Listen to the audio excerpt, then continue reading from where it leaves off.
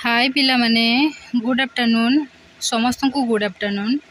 पूर्व क्लास रे हमें प्रथम चाषी और पशुपालन किछि पढ़ी ता विषय रे एवं एबे पढ़िबा मेहरगढ़ विषय रे। चलो पिला माने क्लास टी को आरंभ करिबा एवं आपण मानकू एतिकी रिक्वेस्ट जे आपण ए वीडियो टी को फुल देखिबा पई चेष्टा करिवे एवं तेबे जे बुझी पारिबे। तेबे आशा करे मु आपण माने ए वीडियो टी को फुल देखिबे एवं ए वीडियो टी को जदि भल लागिथिबो तेबे लाइक शेयर कमेंट करबा पई जम्मा भूलिबेनी एवं ए चैनल टी को निहाती सब्सक्राइब करि नेबे। तेबे चलो पिला माने क्लास टी को आरंभ करिबा। पॉइंट होची मेहरगढ़। पाकिस्तान देश रे थिबा मेहरगढ़ ठारे लोक माने प्रथम थर पई चाष कार्य अस्थायी भाव में बसवास करिबा उद्यम करथिले। तेबे पिला माने मने रखिबो ना पाकिस्तान देशर मेहरगढ़ ठारे प्रथम थर पई चाष कार्य अस्थायी भाव में बसवास करिबा पई मनुष्य माने उद्यम करथिले।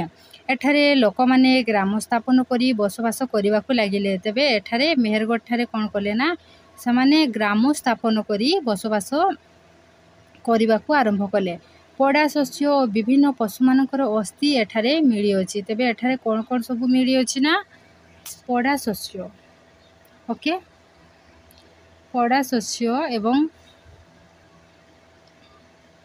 पशु मानकर अस्थि मिली अछि। ख्रीष्ट पूर्व 7000 वर्ष पूर्वे एठारे चाष कार्य पशुपालन और स्थायी बसवास करबा पई जना पड़ी। तेबे ख्रीष्ट पूर्व 7000 वर्ष पूर्वे एठारे चाष कार्य पशुपालन और स्थायी बसवास करबा कथा जना पड़ी। तेबे पिला माने एटा को भी मने रखिबो ना 7000 वर्ष पूर्वे एठारे केउ ठारे ना पाकिस्तान देशर मेहरगढ़ ठारे 7000 वर्ष पूर्वे एठारे कोन हेतला ना चाष कार्य पशुपालन और स्थायी बसवास करबा कथा जना पड़ी।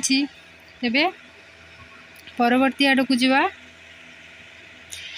मेहरगढ़ रे थिबा गृह गुड़िक अति साधारण। तेबे मेहरगढ़ रे थिबा गृह गुड़िक अति साधारण माटी रे गृह निर्माण करा जायछि। तेबे माटी रे यहा घर बना जायछि। घर गुड़िक वर्गाकार अथवा समकोणी चतुर्भुज आकार रे करा जायथिला। पिला माने मरे रखिबो घर गुड़िकर आकार किपरि ना वर्गाकार अथवा समकोणी चतुर्भुज आकार रो करा जायथिला।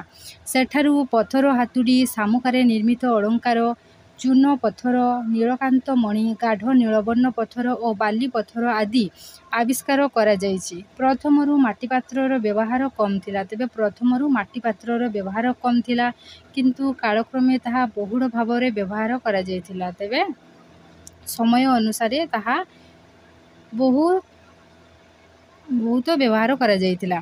काचर माड़ी मध्य तैयारी करा जाउथिला। माटी पात्र गुड़ी को विभिन्न चित्र द्वारा सुंदर करा जाउथिला। तेबे हमें पूर्व क्लास रे भी पिला माने पढ़िछे जे माटी पात्र गुड़ी को समाने विभिन्न रंग बेरंगर चित्र देकी सुंदर करुथिले। सेठारु हरिण घुसुरी छेली मेंढा आदि पशु मानकर अस्थि उद्धार करा जायछि। ओके एही समय रे मृत व्यक्ति मानकू समाधि दिया जाउथिला। तेणु सेतेबेळर अनेक कबर देखिबा को मिली थाए। मृत शरीर को जत्नर सहित सत्कार करिबा मेहरगढ़ लोक मानकर एक विशेषत्व। तेबे मेहरगढ़ लोक मानकर आउ कोन कोन विशेषत्व ना मृत देह को जत्नर सहित सत्कार करिबा मेहरगढ़ लोक मानकर एक विशेषत्व।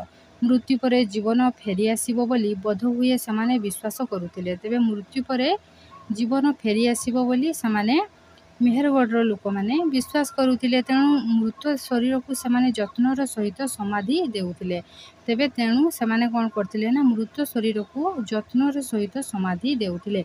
मृत शरीर सहित पशु माननकु मध्य समाधि दिया जाउथिला। तेबे मनुष्य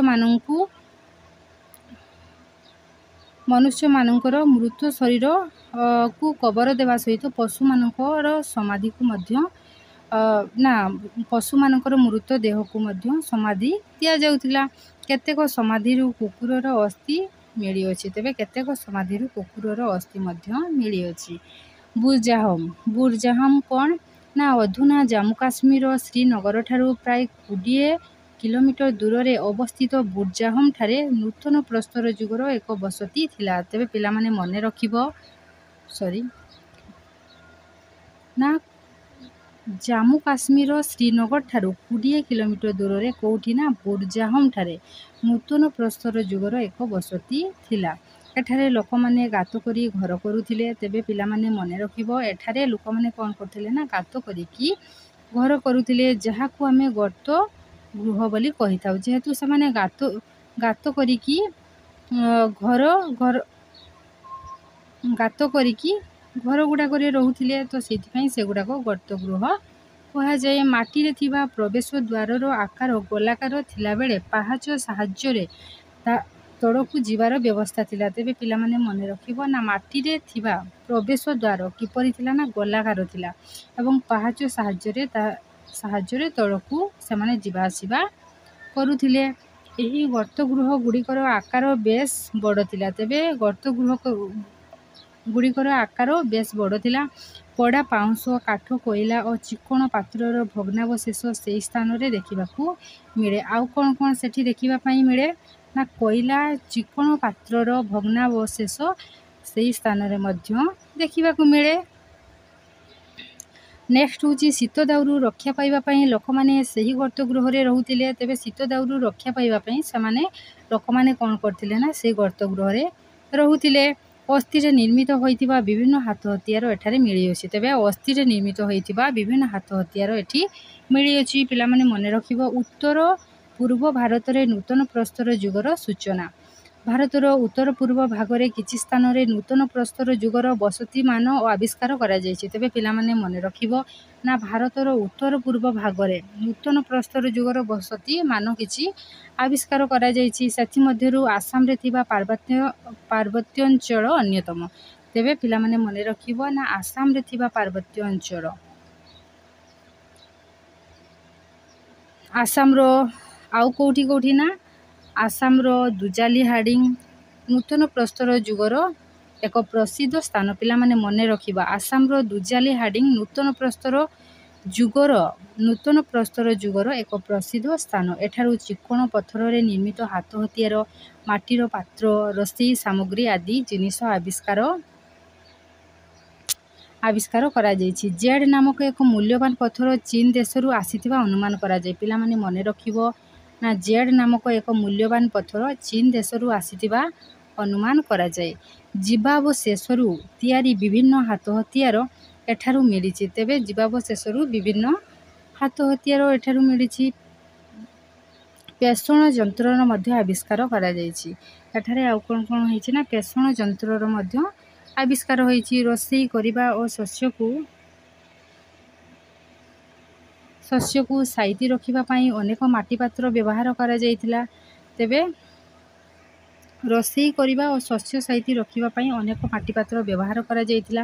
ମେଘାଳୟରେ ଥିବା ଗାରୋ ପର୍ବତମାଳା ଏବଂ ତ୍ରିପୁରାରେ କିଛି ସ୍ଥାନରେ ନୂତନ ପ୍ରସ୍ତର ଯୁଗର ଅବଶେଷ ଦେଖିବାକୁ ମିଳେ। ତେବେ ପିଲାମାନେ ମନେ ରଖିବ ନା ମେଘାଳୟରେ ଥିବା ଗାରୋ ପର୍ବତମାଳା ତ୍ରିପୁରାରେ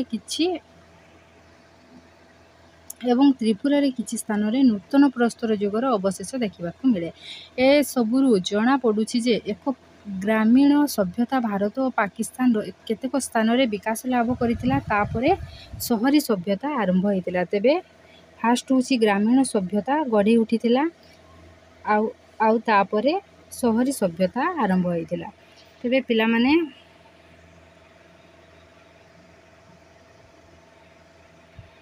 ନୂତନ ପ୍ରସ୍ତର ଯୁଗର ଗୁରୁତ୍ୱପୂର୍ଣ୍ଣ ସ୍ଥାନ ସମୂହ ଆପଣମାନେ ଦେଖିପାରୁଥିବେ।